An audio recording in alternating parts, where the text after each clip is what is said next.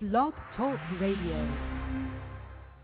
Good morning and hello everyone. This is Lori Smith on Blog Talk Radio, and I'm just happy to be here today. It is Monday, January 4th, 5:30 a.m. Calgary, Alberta time, and I'm just having a coffee, waking up, and I thought I've got some great information here today, and I thought we would continue on with our coping lists because I kind of had put that aside as we were talking about domestic violence for the last few shows, which I want to continue to do, and probably tonight we'll continue to finish off our topic of, which is never finished, but sort of finish up the documents, the documentation that I had pulled off the web. And so I'm glad that you can be here. This is a Blog Talk Radio live internet streaming radio show, and you're welcome to phone in. I have a guest call-in number, and that is 917-889-3736. And if you have anything you'd like to add, or you just want to stop in and say hello or share your story, this is one child abuse survivor to another. And if you have something like topical related, then you can come on the show for sure, and we'd be glad to hear from you. I also have a chat room up right now, and I have some information in there. If you're interested in looking at that, you can always register on blogtalkradio.com as a user, and then you can sit in all the shows that are available on there. You can actually sit in the chat rooms and if you have questions or comments, you can leave them. And make sure you put private if you'd like it to stay between you and me, so that I don't read it out on the air. And so I just hope everybody's well. I'm glad you can tune in and listen to some good stuff here. I've pulled off the web. I wanted to finish off with the coping lists here because we haven't quite got to finish that. And I found these on www.irvingstudios.com /Child Abuse Survivor Monument. So if you need more information, please get a hold of me.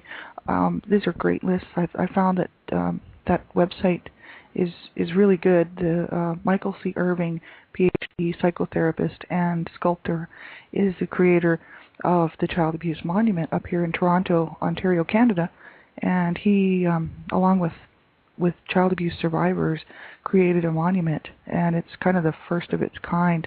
It's the largest, and it was done about 10 years ago, and I just thought the information was very helpful.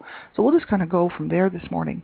And right on there on this article that I found under self-help, you can go right on to that website that I just mentioned, and you can click under self-help and scroll down and see there's just all kinds of information there.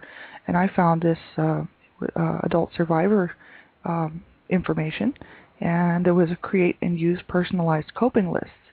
And I've never made a coping list before, and so I thought, and growing up in an abusive home, I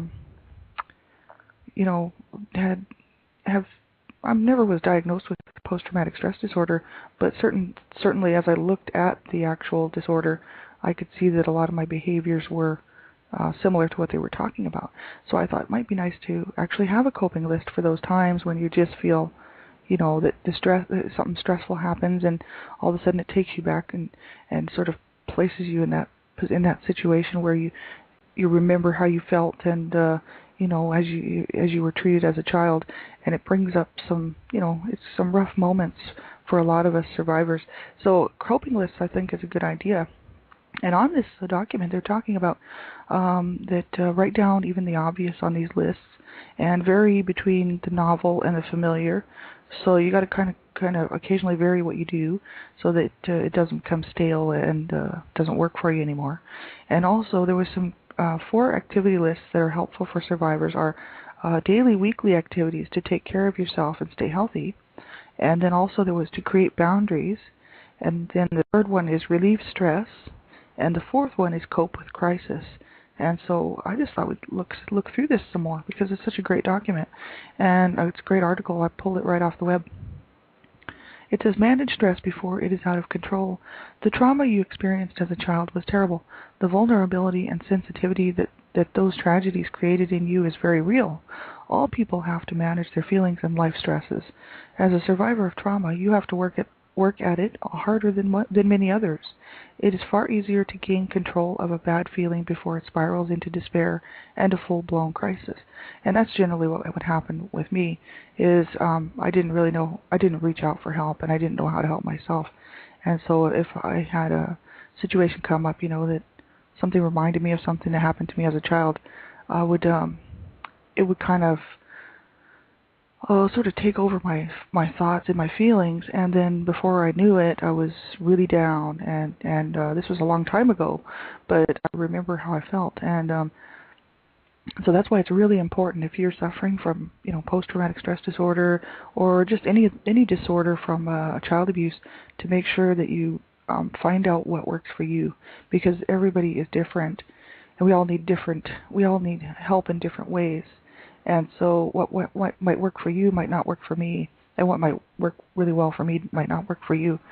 So, that's what I would do, is really just start looking around at what helps you, and then go with it, because it's really important to get help, because there's really, there is help and there is hope. And I'm finding that now as I'm sort of looking around and reaching out, that there's lots of help and available resources out there. It says, take care of yourself regularly. Referring to a daily, weekly activities to take care of yourself and stay healthy list is a good way to make sure that you are staying on top of things. Looking at your regular activity list is also a means of having an emotional thermometer. Skipping activities such as eating regular meals, doing exercise, or taking time for leisure can be a sign that you are being triggered, or that some stressful issue is surfacing that you may be unaware of. You may even start to notice associations between the types of activities you do not do and the kinds of issues that are coming up. Through an early warning system, decisions can be made about going to therapy, getting extra therapy, and also doing what you need to relieve tension or work through adversity. And so list number 1, make yourself a list of daily, weekly activities to take care of yourself. These are just normal activities like daily, what we have to do every day, which is like, for instance, I'll just read them out. 1, shower every day. 2, take a long walk 3 times a week. 3, listen to music to start your day. 4, have some form of leisure every day. 5, make time for therapy. 6, do 20 minutes of journaling twice during the week on each weekend day. And 7, eat regularly. 8, get sufficient sleep and sleep in on Saturday. And 9, vacuum and straighten. And 10, etc., make your own personalized list. So we have to make our own personalized lists. He's just got, Michael C. Irving's just got some ideas for people, how to go about doing this. So we all have to come up with our own list and what works for us, right? Well, because your day is going to be different than mine, and if you have children, that definitely would change things, and depending on how busy you are and with your work and stuff. So some people are stay-at-home people, like mothers and wives and girlfriends, and others are working. So your list would be different, but as long as we have a list of daily, weekly activities, we can refer back to that list when we're feeling like things are a bit out of control, and that all of a sudden we're not getting what we were getting done, because related directly to issues of depression starting in, or things just getting out of hand because of you're feeling down, and it just nothing seems to be right anymore. You can make a list of daily activities to go through. And boundary problems flare up during hard times. Well, I don't know how, but we've got some sort of music there. Sorry about that. That snuck in on my chat room, so I'm going to have to check on my security for my computer, because that was not up originally. And now I've lost my chat window. Not my chat window, but my switchboard. But I'm going to keep talking just in case the show is on. Boundary problems flare up during hard times, it says. List number 2. Make yourself a list of what to do to create boundaries. And tighten my belly. Identify how I am feeling. Say what I think, at least to myself. Imagine a barrier around me. Cross my arms. Wear my shield pen. And make my own personalized list. And And what else? Okay, and it says right here, the following are some ideas for the kinds of things that may go on a what to do to create a boundaries list. These are not presented as comprehensive lists, and they are not the right list for any one particular person, it says. So that's what Michael C. Irving was telling us, that, these lists are, they definitely have to be sort of custom tailored to, to what our needs are. Oh, good, I'm still streaming, so I don't know how that happened, but something snuck in on my computer, so I'm going to have to make sure I do a little security check. And because it says it has lots of great information on this article. I hope you can go through and check this out. Identifying boundaries. To have good boundaries, you have to identify them and think about what they are. Physical distance, emotions, time, space, and thoughts. Physical distance refers to the space that you have around yourself and others, for example, being too close or too far away.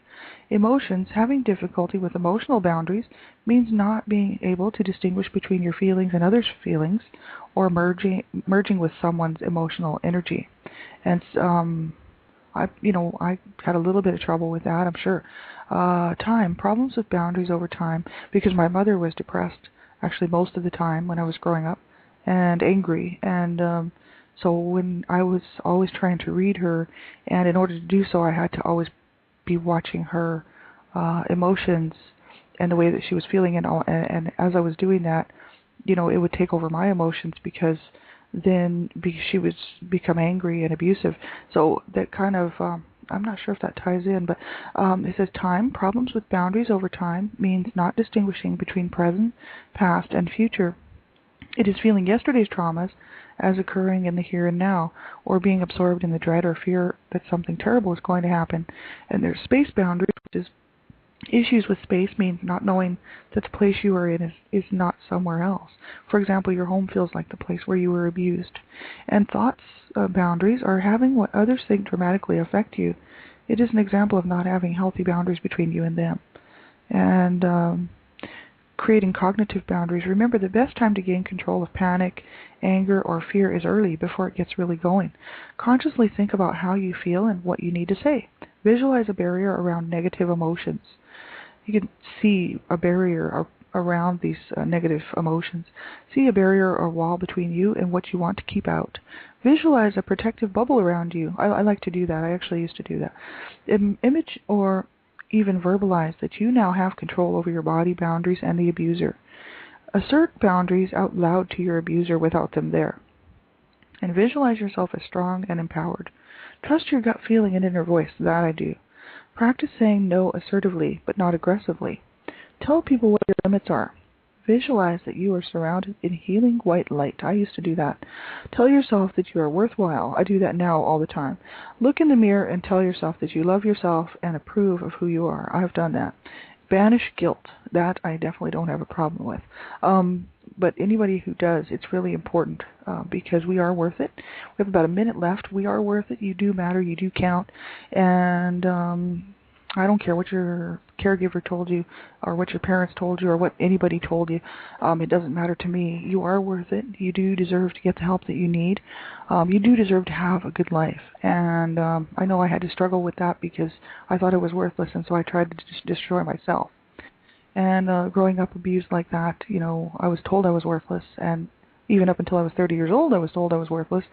And I had to work through it in my 30s, and it took a lot of time, but I realized that, yeah, I am worth it, and I do count, and I matter to myself, and you matter to me. So I hope that you will reach out and get the help you need. There's all kinds of resources. The Survivor Manual you can type in. There's Dream Catchers for Abused Children, which I volunteer for. And the Petra Luna Foundation, the P. Luna Foundation, they have a war against abuse, and Petra Luna, she's just awesome. And I would just encourage you to get on the web and start looking around. There's some great information out there, and there's Art by Linda Lee. That's www.artbylindalee.com. And just make sure that you reach out and get some help. We'll be back on this evening, 9:30 Mountain Standard Time, talking about child abuse prevention. Human rights abuse prevention is up to us. And I want to continue on with domestic violence tonight. And so I hope you have a great day, and I'll see you again soon, hopefully. And take really good care of yourselves. Until next time.